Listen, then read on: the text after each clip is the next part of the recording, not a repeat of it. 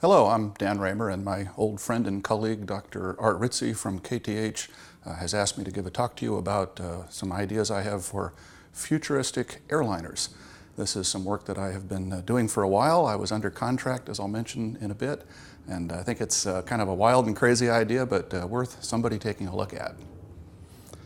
My own biography, for those of you who aren't familiar with me, I did spend many years in industry, starting as an aircraft configuration designer, actually doing the layout of new aircraft concepts. And I still do that every project I get. It's my passion and my love, blank sheet of paper or a blank computer screen, and develop a new concept on that. I spent about 10 years at Rockwell North American Aviation, where I worked on all kinds of futuristic vehicles, bombers and fighters. I was the head of air vehicle design on X-31. That's the one that flew that people know me for, and also worked a lot of other projects, design methodologies and things like that. After that, I spent a few years at Aerojet at the Propulsion Research Institute, doing very futuristic studies of hypersonic vehicles, launch vehicles, orbital, interplanetary. We even looked at antimatter power. From there, I went back to the real world, went to Lockheed as Director of Advanced Design, spent about 3 years there. And then when Lockheed moved that whole organization down to Georgia, it was a perfect time for me to set up my own company, which I had been thinking of doing for quite a while. And I've been running Conceptual Research Corporation ever since, something like 20 years now. As some people know, I also wrote a book. My textbook, Aircraft Design, A Conceptual Approach, is pretty widely used in the business. I did my PhD rather late in life, and in fact it was under Dr. Art Ritzy at KTH in Stockholm, Sweden, where I did a thesis on optimization methods, a multidisciplinary optimization applied to aircraft conceptual design. So this particular project is something that I was funded to look at by NASA Glenn, about 4 or 5 years ago now, I guess. And it was part of an ongoing effort by NASA to look at futuristic airliners, generically called N+3, 3 generations from now, with an overall goal, rather an ambitious goal, of a 70% reduction in fuel consumption. Not 70% of the consumption, an actual reduction of 70%, using the 737 as a baseline.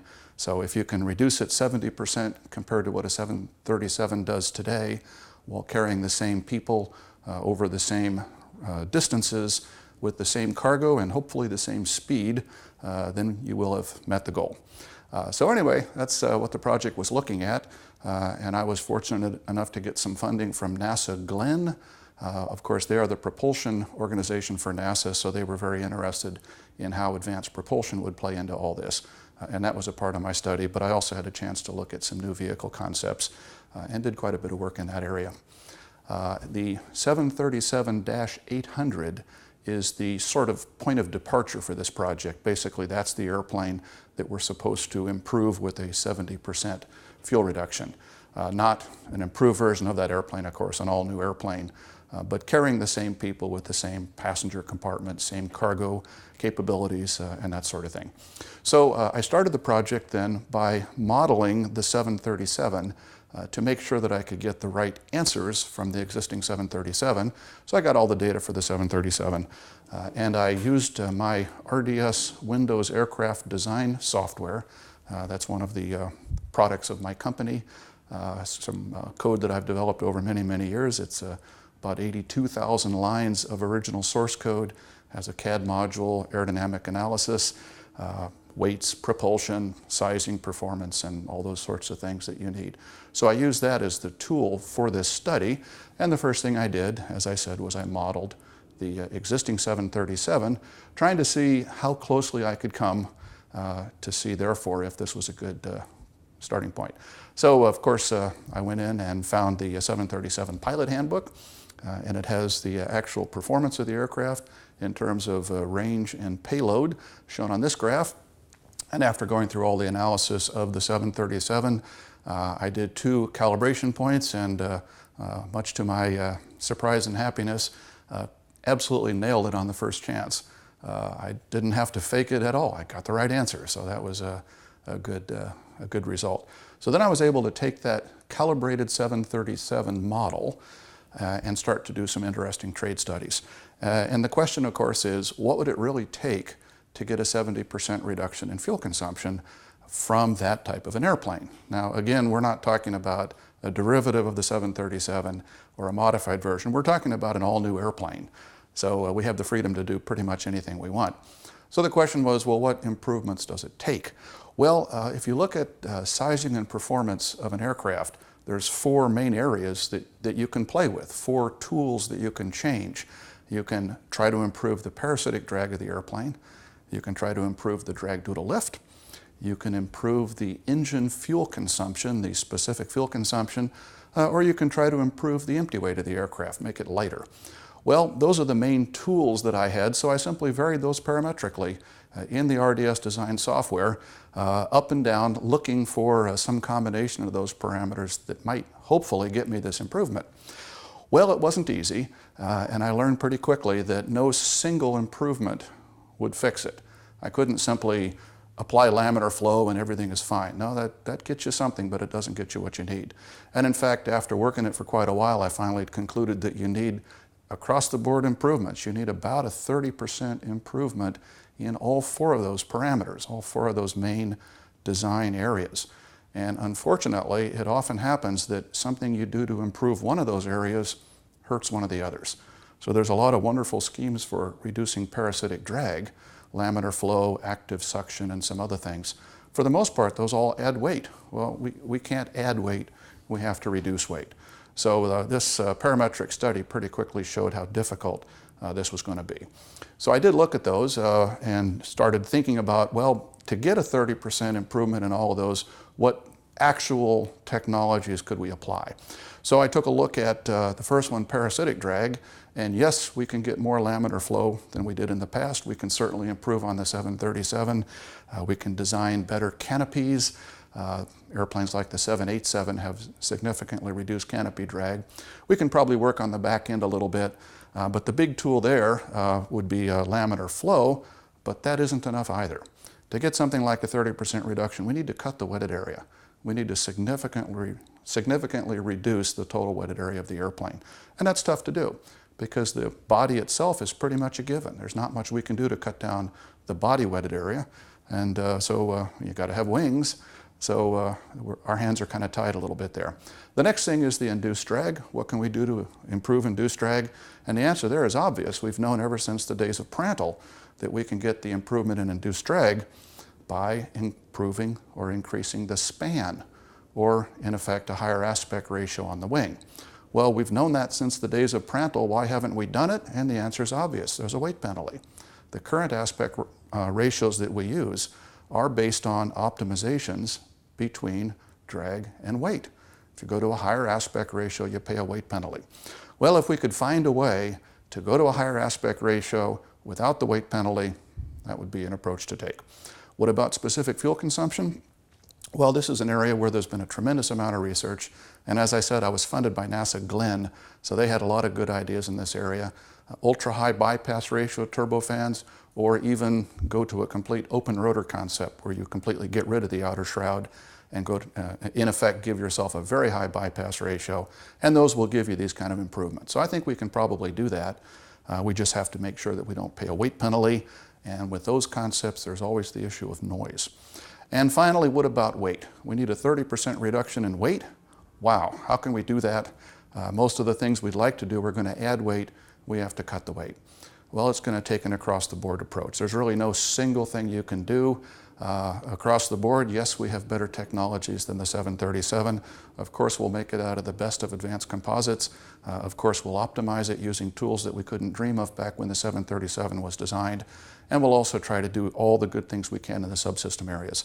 But this is going to be a challenging thing, trying to come up with that kind of a weight savings.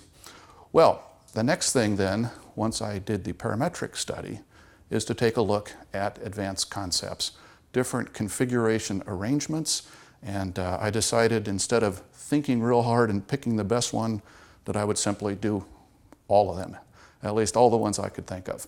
So I sat with my CAD system in the RDS Windows aircraft design software, and developed as many alternate configuration concepts as I possibly could, starting with the basic 737 arrangement.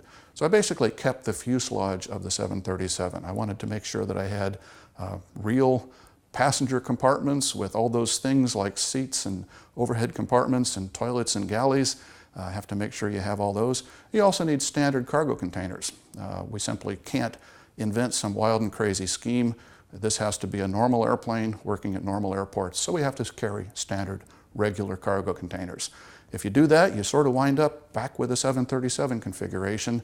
Of course, we'll try to make the front and back ends a little bit more streamlined, but basically we're kind of stuck with that, and it's probably a good thing. So I did a number of different configuration concepts, as you can see on this slide, the one that says Phase 1 Advanced Concepts. Some of them looked interesting. I tried to cover most of the things people have looked at.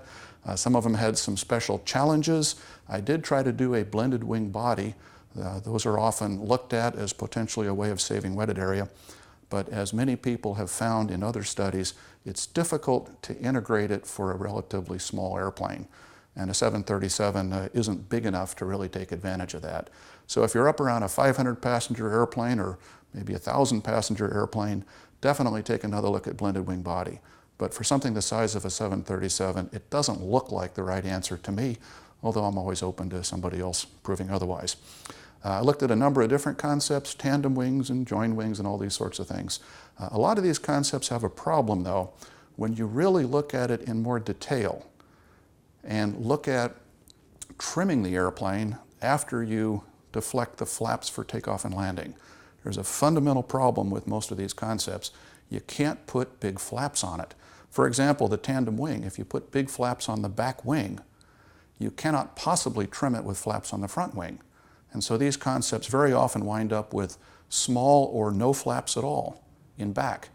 And that kills a lot of these concepts. So what I tried to do then is to assess this and adjust the areas, because you still have the same requirement for takeoff and landing distance, same requirements for stall speed, same requirement for approach speed.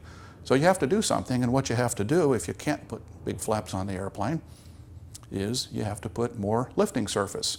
So you wind up with bigger wings. The total of lifting areas, the wing in the Canard or the wing in the tandem wing, winds up being greater than for a conventional configuration. So I did an analysis, and it's shown here. And what I did basically was take all those configuration concepts, but then adjust the wing areas, make the wing areas bigger based on a quick estimate of CL max. And it would be wonderful if somebody had the funding to do this in more detail. I think I'm not too far off, but this is clearly an area that somebody could do more work on. But I think I'm about right. And going through these different concepts, it became pretty obvious that some of them required very large wings. And of course, that increases weight, and it also increases wetted area, which are two things we're trying to get rid of, not to increase. So this chart shows how I analyzed all those, and I normalized it to the same total lift. And then from that, I did a ranking based on the wetted areas. And that showed many of these concepts just simply aren't that good. Blended wing body for this was quite far down. Tandem wings, a lot of those configurations just don't look very good when you look at it this way. So I wound up with concepts towards the top, and the winner, backing up to the previous advanced concept slide, the winner is Tailless.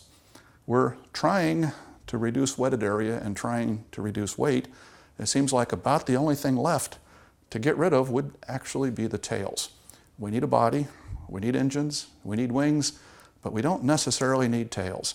If we can find a way of doing what tails do without having great big tails out there, perhaps that's an approach for the future. So that's really the basis of the work going forward.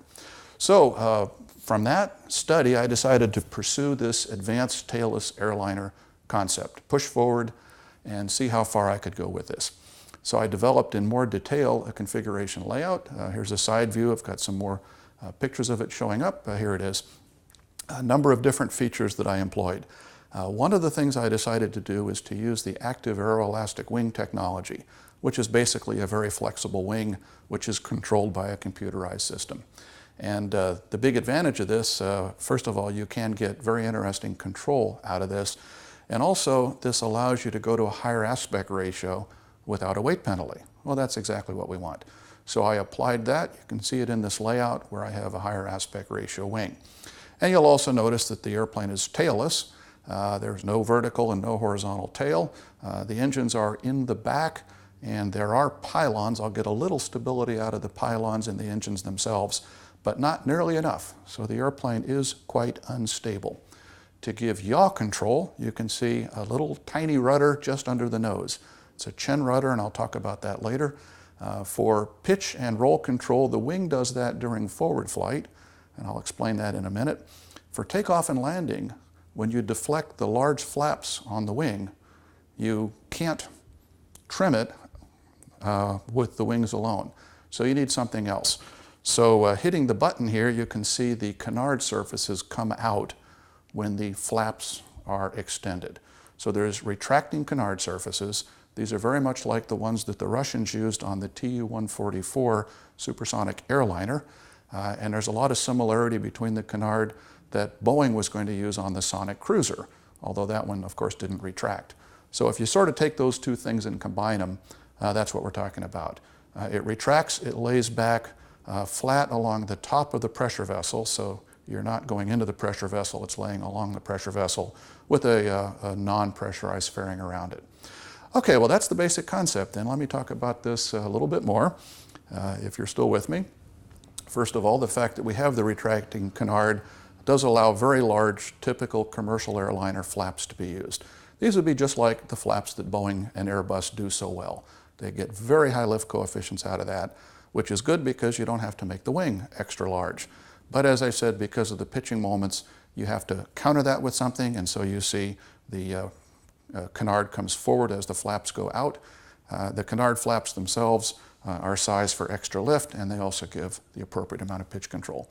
So this chart, retracting canard sizing, goes through the details of how I calculated how big that canard had to be, and it's basically sized to counteract the nose-down pitching moments of these giant flaps and to give an extra margin for pitch control when the flaps are out and the canard is out. So that's how you fly the airplane at lower speeds, with the canard flap.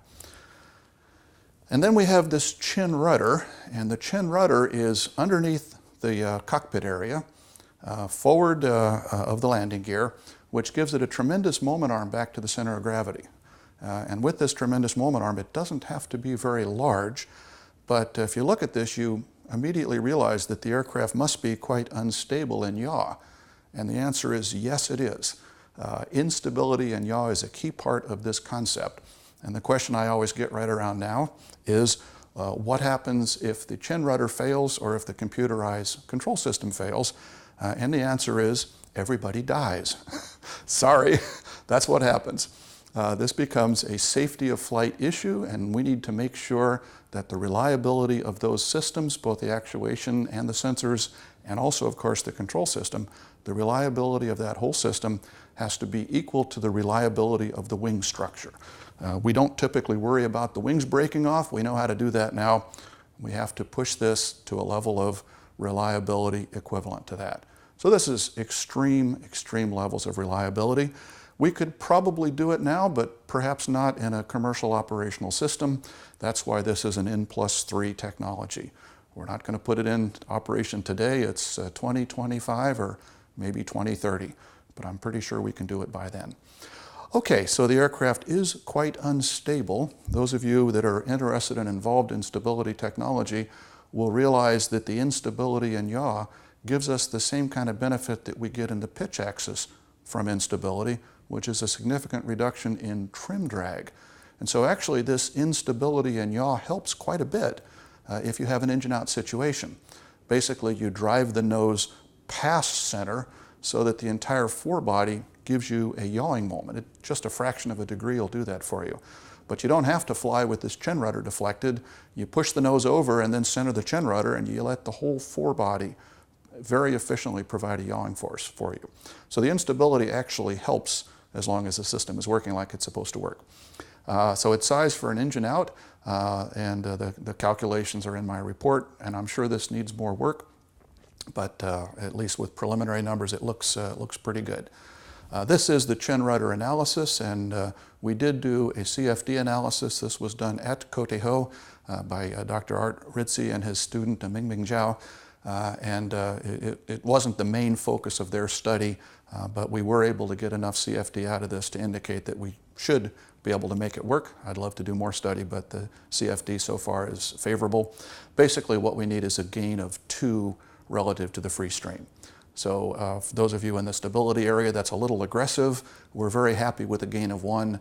Gain of 2 is a little bit nervous, but again, N+3 technologies, 20 years from now, I think we can make it work. Another technology that is very important to make this work is the active aeroelastic wing that I mentioned. And this is a technology that is proven. It's been flight tested at supersonic speeds. We know how to do this. It isn't a real popular technology because you really can't point to it. It's how we develop the structure of the wing and how we program the computers and how we build the actuators. But if you look at it, it looks like a perfectly normal airplane. As you can see on the slide, they modified an F-18 to flight test this. And basically, they made the wing a little bit less strong, took out some structure, and put in a very high rate actuator. The basic idea, though, is that you use the leading and trailing edge surfaces to deliberately twist the wing. And so if you want to roll to the right, rather than deflecting ailerons in the normal way, you actually deflect them the opposite way. This twists the wing, and you get a very nice rolling moment. And you can deflect them in the same direction and get a pitching moment. And you can even get the leading edge and trailing edges to fight each other and give you a yawing moment. So it's an interesting technology, and I encourage people to look at it and consider it for such applications. And it really does make this system work. This lets us go to a higher aspect ratio without the weight penalty. That lets us do load alleviation, gust alleviation. It gives us rolling moments throughout the flight envelope, and we can use it for pitch in high-speed flight when you don't need a lot of moment, and we can even use it to augment the yaw control of the chin rudder. So it's a very exciting technology, and I think very applicable to an aircraft like this. So this shows how this applies to this aircraft, using it for roll, pitch, and yaw control, active load alleviation, and very much a technology enabler in my opinion. So with all of these calculations, we wind up, what is the end result? And so with all the adjustments, this is what we're getting now with parasitic drag. Substantial reduction compared to the 737 in parasitic drag. Part of that is from the getting rid of horizontal and vertical tails. Part of that is from increased laminar flow. Part of that is from better streamlining around the forebody area and the aft body area. But a significant part of it is from getting rid of the wings and tails. What about the drag due to lift? Well, that one is very easy to calculate based on the higher aspect ratio. And with that included, taking the total lift to drag ratio shows a significant improvement, something like a 50% improvement, a higher lift to drag ratio. That's a big number. If that holds up, that alone is worth doing all these difficult things. What about weights? Well, this is more difficult, and a bigger study would have done an in-depth structural design and appropriate calculations, and I simply didn't have that sort of money. So I used what I think are the best of the statistical methods, and I adjusted them accordingly. And again, it would be great if somebody could do this in more detail. Be delighted to lead that effort myself, but I made use of the money that I had. These methods are typically pretty accurate, and they gave me a pretty good answer when I calibrated them against current airliners. I applied appropriate adjustments for the use of advanced composites and sort of assumptions as to what we could do in cutting out some of the subsystem weights. And of course, we get the great big weight saving of simply not having horizontal and vertical tails. I did add back weight for the chin rudder, of course, and the retracting canard, and I think I estimated those appropriately, but of course, this is an area that other people can have a different opinion of. When you take that all into account, I did a total weight buildup as shown on this chart, coming up with a total empty weight for the as-drawn aircraft. Then I applied that to the sizing process. So came up with a resized vehicle. It looks like this, the NASA2 Baseline number 2. In other words, that's the resized vehicle. And kind of interesting because when I went to the higher aspect ratio on the wing, of course the span increased, which is not good for the operators. But when I resized the aircraft based on all the improvements that we made, that actually reduces the weight enough that the total wing area is reduced and the total span goes back to just about 737 span. So that worked out well in the end. And I redid the sizing calculations shown here. The mission was a typical airliner mission. It's the same mission that I used for calibrating the 737 and showed you earlier. So the final result looks something like this. Did all the recalculations, resized the aircraft, did one last calculation based on all those results, and came up with a 60% reduction in fuel consumption. So I didn't quite get the 70%, but I got 60%. I think it's credible, and it's a big number. That's enough to change the world. If this all works, and it'll take a lot of work to find out if it does all work, but if it all works, all the airplanes that don't have these technologies are instantly obsolete, and whoever puts this into production will take the whole world market for these things, at least I think. So thank you very much. And I'd answer questions, except of course this is a recording, so I can't do that, but you're very welcome to email to me, and I can be found at my website, aircraftdesign.com, and I'm very happy to continue chatting. I'd love for somebody to pick up on this and really make it happen. Thank you very much.